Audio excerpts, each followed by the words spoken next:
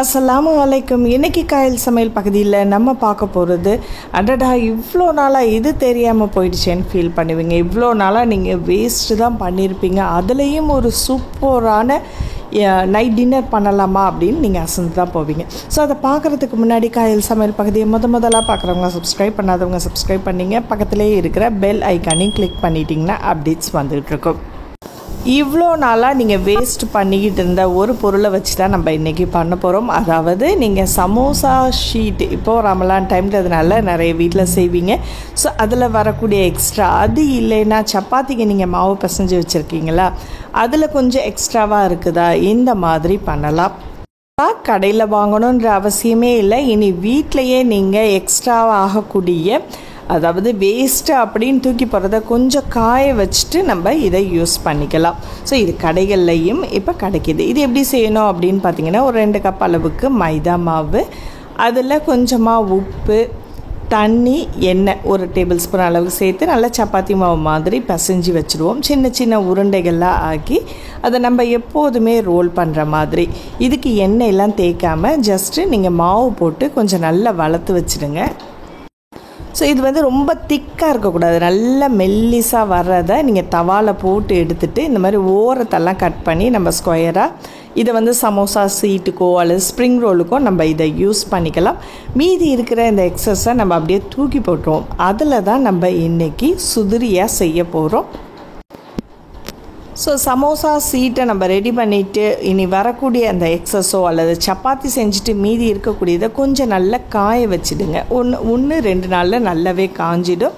So அது காஞ்சதுக்கப்புறம் பார்த்திங்கன்னா நல்லா மொறுன்னு இருக்கும். இது ரொம்ப திக்காக இருக்கக்கூடாது, அதுதான் மெயின். நல்லா லைட்டாக இருக்கணும், மெல்லிஸாக இருந்தால் தான் நல்லாயிருக்கும். ஸோ இது கூட நம்ம விருப்பப்பட்ட காய்கறிகள், இல்லைன்னா நான் வெஜிடேரியன் உங்களுக்கு தேவைன்னா நீங்கள் இதில் கறியோ கைமாவோ சேர்த்துக்கலாம். நம்ம இன்றைக்கி இதில் மாசி, இறால் அந்த மாதிரிலாம் சேர்த்துக்கலாம். மாசி சேர்த்துருக்கேன். ஸோ இதுதான் மாசி. நம்ம ஏற்கனவே மாசினா என்னன்றதை ஏற்கனவே பார்த்துருக்கோம். ஸோ டிஸ்கிரிப்ஷன்லேயும் நான் கொடுக்குறேன். தேவையான அளவுக்கு உப்பு, தனி மிளகாய் தூள், இவ்வளோ தான் உங்களுக்கு இதுக்கு தேவையான பொருட்கள். நம்ம நார்மலாக வீட்டில் எப்படி பாஸ்தா பண்ணுறோம் அதே மாதிரி தான் நம்ம இன்றைக்கி பண்ண போகிறோம். ஸோ குக்கரில் தேவையான அளவுக்கு எண்ணெய் விட்டுங்க. ஒரு 2-3 டேபிள் ஸ்பூன், அதாவது நீங்கள் எவ்வளோக்கு எவ்வளோ இந்த பாஸ்தா சேர்க்குறீங்களோ அந்த அளவுக்கு நம்ம சேர்த்துக்கலாம்.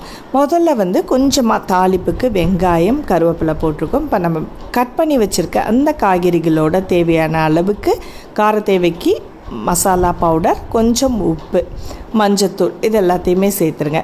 ஸோ வெங்காயம் வதங்கினதுக்கு அப்புறம் இந்த காய்கறி கலவையில் வெங்காயம், தக்காளி, கோஸ், காலிஃப்ளவர், உருளைக்கிழங்கு, பீன்ஸ், எது வேணாலும், கேரட், இதில் உங்களுக்கு விருப்பப்பட்டது சேர்க்கலாம். ஸோ இது வேண்டாம் நான் வெஜிடேரியன்னா கைமா சேர்க்கலாம், இல்லைன்னா சிக்கன் சேர்க்கலாம். ஸோ இப்போ காய்கறிகள் வேகக்கூடிய அளவுக்கு 1 கப் அளவுக்கு தண்ணி விட்டு ஃபஸ்ட்டு கொஞ்சமாக விசில் விட்டு வேக வச்சுடுங்க. காய்கறி கொஞ்சம் ஒரு பாதி மேலே வெந்துடட்டும். ஸோ இப்போ நல்லா கொதி வந்துட்டுருக்கும்போது இப்போ 1 கப் அளவுக்கு பாஸ்தா நீங்கள் சேர்க்குறீங்கன்னா அதுக்கு 3 கப் அளவுக்கு தண்ணி இதில் தாராளமாக சேர்க்கணும். ஏன்னா இது நல்ல கொலன்னு இருந்தால் தான் நல்லாயிருக்கும். ஸோ வரன்னு இல்லாத அளவுக்கு ஒரு கப் பாஸ்தானா 3 கப் அளவுக்கு தாராளமாக தண்ணி சேர்க்கலாம். ஸோ நல்லா தண்ணி கொதிச்சிக்கிட்டு இருக்கும்போது இதில் நம்ம கட் பண்ணி வச்சுருக்கிற அந்த இதோட சேர்த்துக்கலாம். ஸோ இது பாருங்கள், இது நல்லா காஞ்சிருக்கணும். மெயினாக நல்ல மெல்லிஸாக இருக்கணும் நம்ம சேர்க்கக்கூடியது. சமோசா சீட்டில் வரக்கூடிய எக்ஸ்ட்ரா ஸ்ப்ரிங் ரோல் சீட்டு அல்லது சப்பாத்தியை நல்ல மாவு மிச்சமாயிடுச்சு, அதை நல்லா லைட்டாக தேய்ச்சிட்டு சின்னதாக நீங்கள் கட் பண்ணி டைமண்டாவோ அல்லது உங்களுக்கு விருப்பப்பட்ட வடிவத்தில் நம்ம சேர்த்துக்கலாம். இது கூட தேவையான அளவுக்கு கொத்தமல்லி, புதினா, இது எல்லாத்தையுமே சேர்த்து நல்லா மிக்ஸ் பண்ணி இந்த மாதிரி கொலன்னு இருக்கணும். ஸோ பாஸ்தாவை பொறுத்த வரைக்குமே கொஞ்சம் தண்ணியாக இருந்தால் எல்லாருக்குமே ரொம்ப பிடிக்கும். ஸோ ஒரு 2 விசில் வேக வச்சு நம்ம எடுத்துடலாம். சமோசா சீட்டு அதெல்லாம் என்கிட்ட கிடையாது அப்படின்னா கொஞ்சமாக நீங்கள் மாவு போட்டு ஒரு 1/4 கிலோ அல்லது 1/2 கிலோ அளவுக்கு மாவு சேர்த்து நல்ல மெல்லிஸாக தேய்க்கணும், அதுதான் முக்கியம். மற்றபடி நார்மலாக நீங்கள் சப்பாத்திக்கு சேர்க்குற மாதிரி கோதுமை மாவோ அல்லது மைதா மாவு 2த்தில் எது வேணாலும் சேர்த்துக்கலாம்.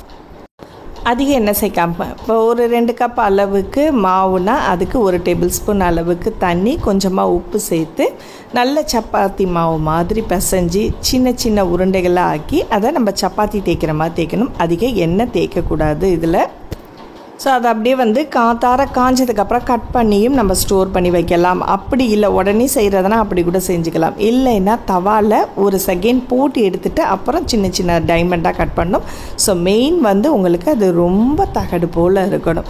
ஸோ இப்போ இதில் வந்து நம்ம எல்லாத்தையுமே சேர்த்துட்டோம். எல்லாம் மிக்ஸ் ஆகிடுச்சு. குக்கரில் 2 விசில் வச்சு எடுத்தாச்சு. கடைசியாக தான் இறக்குனதுக்கப்புறம் இதில் மாசித்தூள் சேர்க்கணும். ஸோ உங்களுக்கு விருப்பப்பட்டால் இதில் இறால், கைமா இந்த மாதிரி வீட்டில் இருக்கக்கூடிய எல்லா பொருட்களுமே வச்சு நம்ம செஞ்சிடலாம். ரொம்ப சுவையாக இருக்கும்.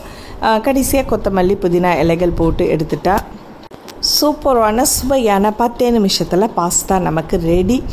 மெயினாக வந்து இது நல்ல சூடோடு சாப்பிடணும். இந்த மாதிரி கொல கொலன்னு இருக்கும்போது சாப்பிட்டா தான் ருசி அதிகமாகும். இல்லை லேட் ஆகிடுச்சுன்னா அது ரொம்ப இறுக ஆரம்பிச்சிடும்.